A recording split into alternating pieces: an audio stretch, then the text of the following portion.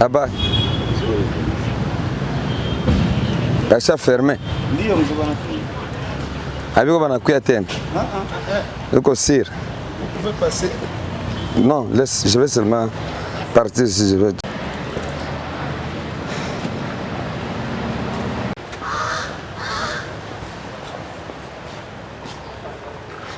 Comment va tu biko nakuya abiko nakuya. Ndio na siku ngapi abakuyi sana.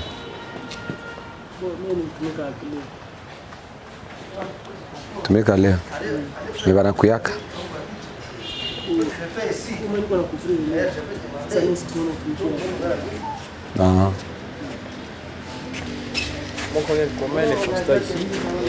Très calme, vous voyez que ils ont fermé il y a longtemps, même les chaises démontrent que quand même ils ont respecté les mesures. Ils ont respecté les mesures. C'est ça que nous voulons. C'est que nous voulons que les gens respectent les mesures. Ici, c'est à tout moment où il y avait beaucoup de gens.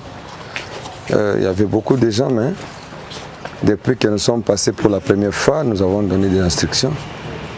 En tout cas, ils ont respecté. Hein. Ils ont respecté. Les mesures du chef de l'État, relayées par les gouverneurs, la population suffit. Ça, c'est tous ceux qui utilisent les bars. Les bars, les restaurants, vous voyez, nous sommes passés dans des grands restaurants, dans des grandes boîtes et des bistrots. En tout cas, totalement les gens semblent respecter et ils ont vu que c'est tout à fait normal. Tout à fait normal. Tout à fait normal.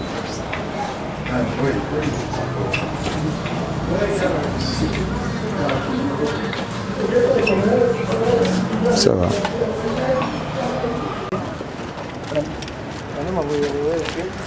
Ils ont même des tableaux, pas d'accès.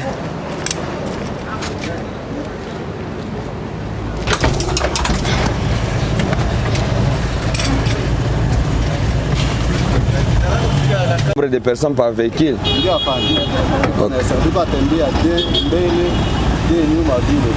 faut insister. Il est Kabisanjo. Pour le moment, les documents Magari, Mouregezi. C'est ce que le chef a dit. On a regardé pour vérifier mes documents Magari, mais plutôt le nombre déjà dans les véhicules. En effet. Bataille Bambia, tu toka mu réunion. Oui, il faut que tu président. Ninaambia leo commandant Tabambia puisque on a Atabambia leo tulitoka mu réunion. Atabambia leo. Leo ndio tunatoka mu réunion na alikuwa. Ni kuregeza tu. Hein? Moi insister sana juu ya nombre de personnes. Bonjour.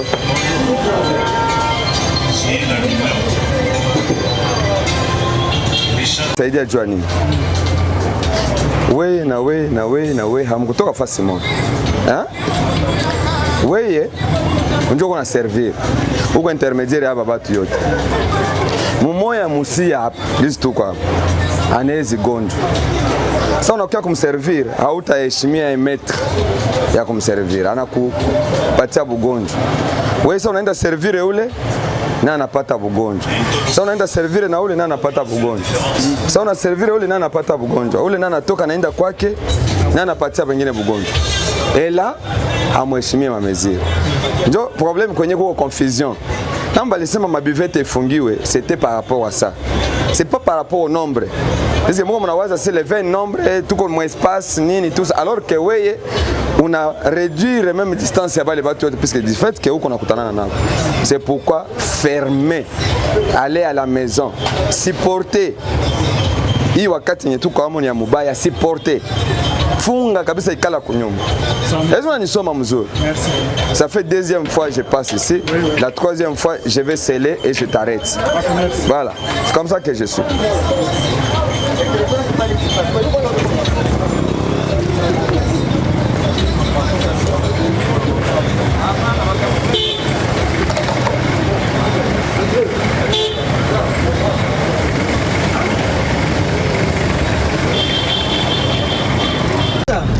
Dans une buvette, vous croyez être témoin, vous croyez avoir respecté les distances. Mais les serveurs, la personne qui vous sert, Ça naenda kufungulia chupa. Il fait combien de minutes? Il fait combien de mètres? Même pas demi-mètre. Hein? Si dans la probabilité de ces gens-là, il y a une seule personne qui est malade, d'abord, la personne qui sert, il est contaminé directement. Et quand il va servir une autre personne, il est contaminé aussi. Vous comprenez ça? Et par la fin, la personne aussi contaminée, elle contamine sa famille. Et propagation directement de la maladie. Et c'est pour cela qu'on a dit fermons toute buvette. Et les restaurants, c'est comme ça. On a parlé des guichets uniques pour les restaurants, seulement pour quelqu'un qui achète et il part. Hata ikala part. En tout cas, chakula qui anaenda kukulia mshamba yake. Pour les gens qui vivent à l'hôtel. C'était ça.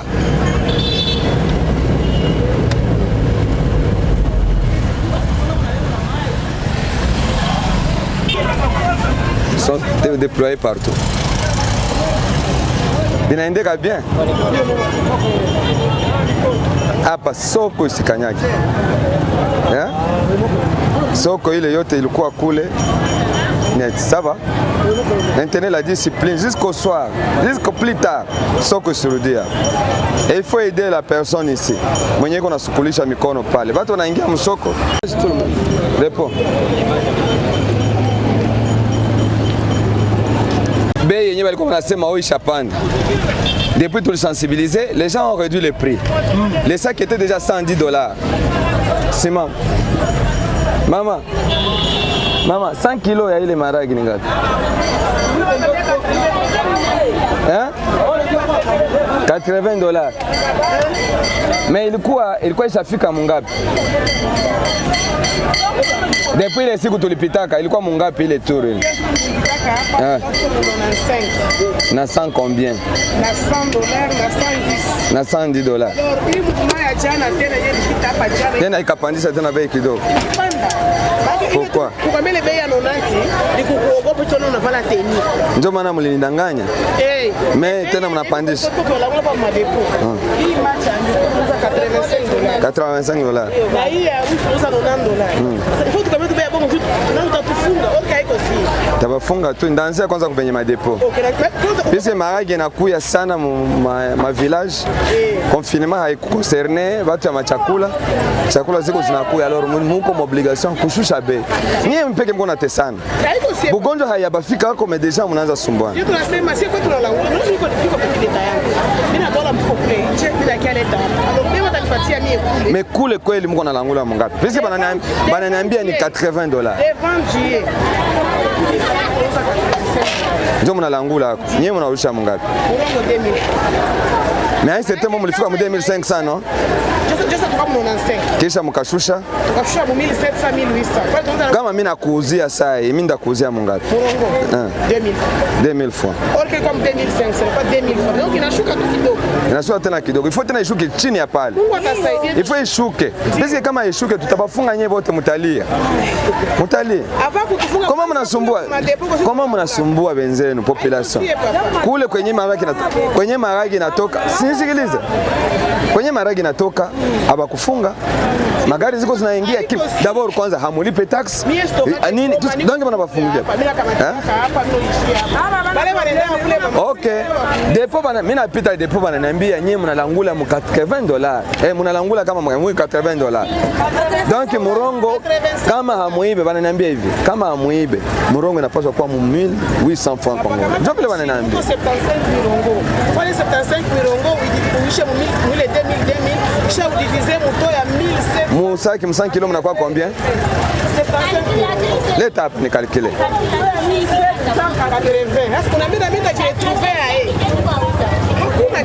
75 murongo. Tiens fois 1200. Amuna kitu kwa kama ngini deni. Non, nyie mnauzisha mungapi? 2000 francs. Jobe yangu sai. 2000 francs.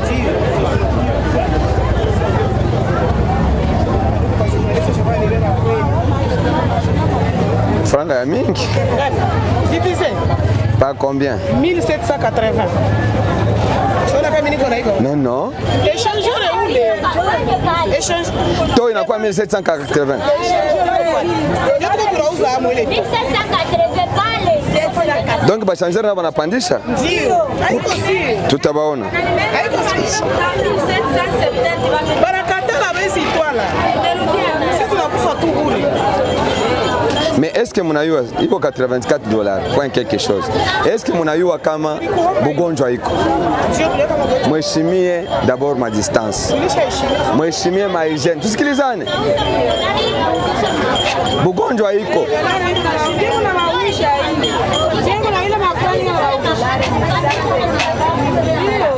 Tuko narudia kwa madepo. Kumbe madepo wananidanganya. Naulize na échanger. Nitarudia. Mama, aone kama una respirer. Est-ce ungelikala nje vile? Ba mama banaikala huko na una respirer très bien. Na ukuzisha viatu yake ndani. Na uzisha bien? Hein? Hein? Tonton. Tunaona mule, mnakuwa propre. Mainzi za samaki ziko zinaingia mule. Zingazi zinaingia. Sasa unaleta mtoto anakia uzisha mtoto wa kidogo wa 3 mois, 2 mois. 2 mois franchement, ule mtoto. Maisha iko njoo vile. Maisha. Bwana, hii wakati ni bugonjwa. Ni bugonjwa ndio problem. Uende kusoko tutauza. Mesa unaikala kwa barabara hivi. Ona. Sasa wanakukimbiza mtoto anaanguka. Mtoto anakufa kwa nini? Kusoko tunafika kusoko unakutana wengine waishalipa. Kesho kuya tutakutafutia fasi. Kesho tutakuwa kule na mère. Ile tangu natoka mwingine na anakia nipiga vita. Hata kupiga vita. Tutawapatia nimero. Tutawapatia nimero. Kama yeye iko nafasi anabakia pale. Sawa? Ifo kurudia kule. Me hapa soko hakuna. Hapa soko hakuna. Hii ni nini? Chef, doyen. Buchafu hii inabakia hapa. Buchafu hii. Mama, nisha kufukuza mara mingi? Papa niko na usitira kazi, niko natafuta njoo kazi kwenyewe. Si apata njoo kazi. Kazi ya yeye. Ya samaki hakuna. Mais est-ce que muone kama hapa ni bien?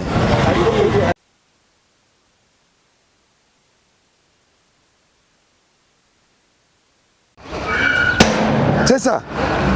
Hein? Le problème, ce n'est pas le problème de distance. Le problème, d'abord, ni conscience ya mutu. Itumike. Oh, tuko tu 10 humu, tuko tu 5. Mais maintenant, moi, il est 10. Mwenye bote mlitoka nyumba moja.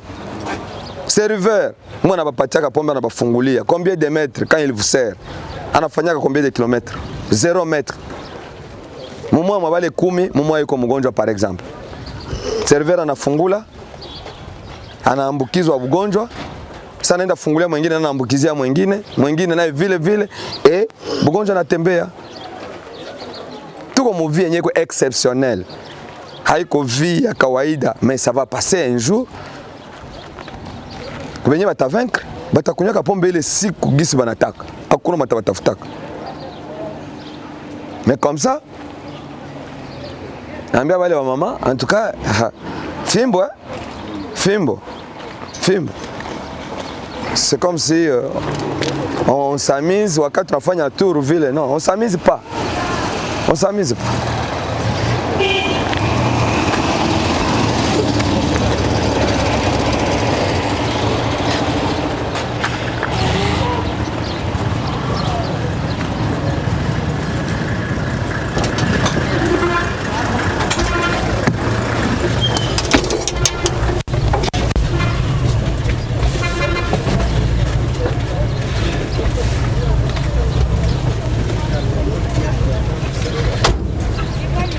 Sasa tulifika wakati mama akienda nje. Basi bajole salikuwa nabo. Ndio sana andika.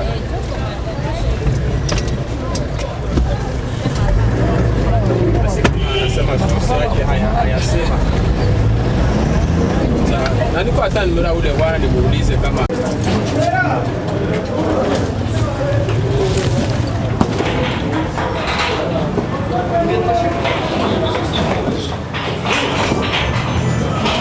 Habari. Hein? Combien de mètres? 3. Hein? Bien. 3. 2 par exemple. 1. Oui, c'est bien. Hein? Mnasema mna respecter ma mesure. Kama mmoja yuko mgonjwa. Papa. Kama mmoja yuko mgonjwa mwaba bote. Mwenye alibafungulia. Na serveur iko wapi? Serveur. Serveur. Hein?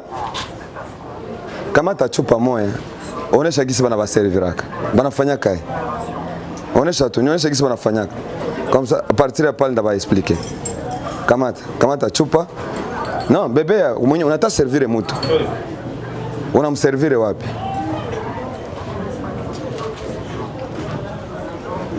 Meza yako, sinjoi. Mimi nakuservire. Tunafanya combien de mètres mimi na wewe?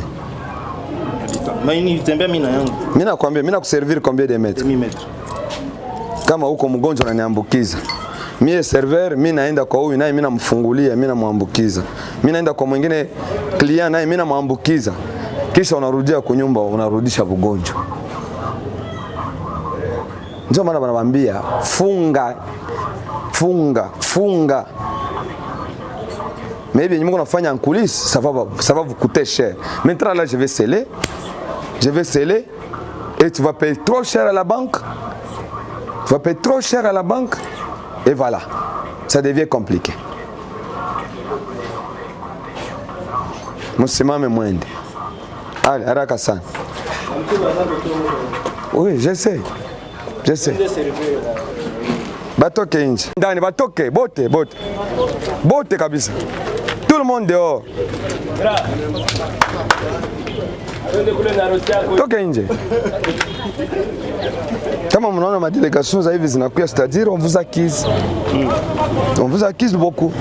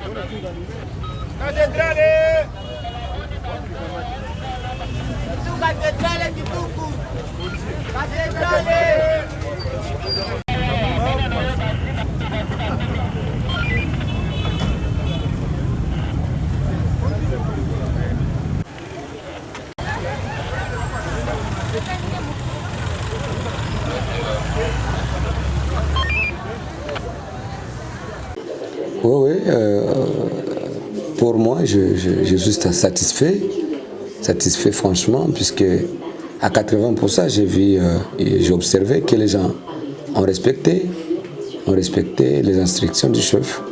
Et surtout, nous qui avons reçu le mandat, de faire respecter ces instructions sur le terrain.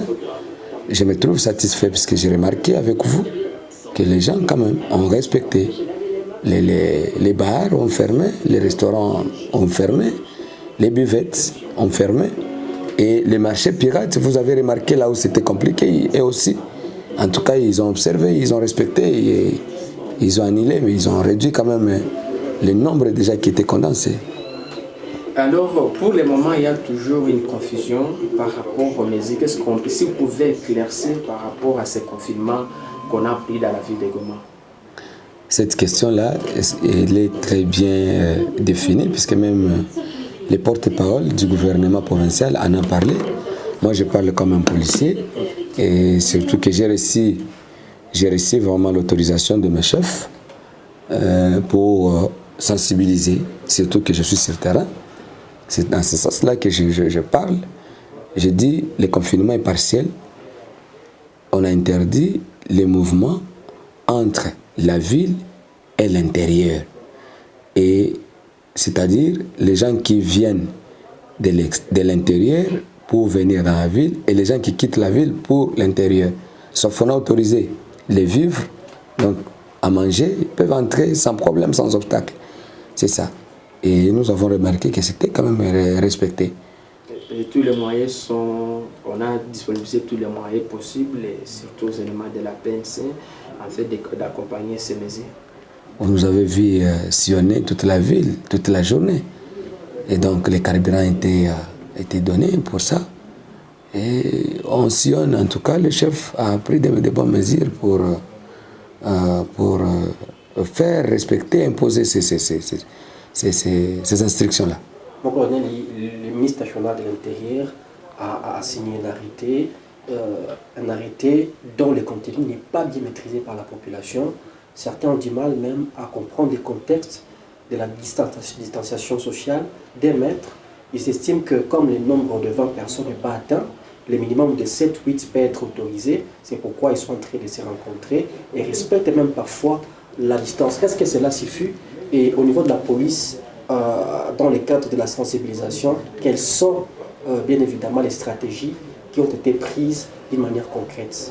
Très bien, très bien. L'arrêté est trop clair, mais seulement que ce n'est pas tout le monde qui a accès à cet arrêté, peut-être. Certains ne savent pas lire, certains n'aiment pas lire. Voilà, vous comprendrez que les gens ils comprennent dans l'arrêt sans savoir les contenu.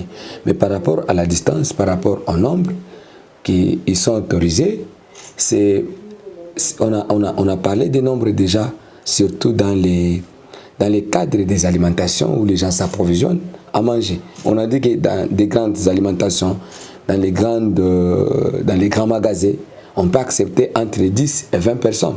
C'est-à-dire les 20 dans les grands marchés, dans les grands magasins, ils achètent, ils s'approvisionnent, ils sortent et d'autres peuvent entrer tout en respectant la distance.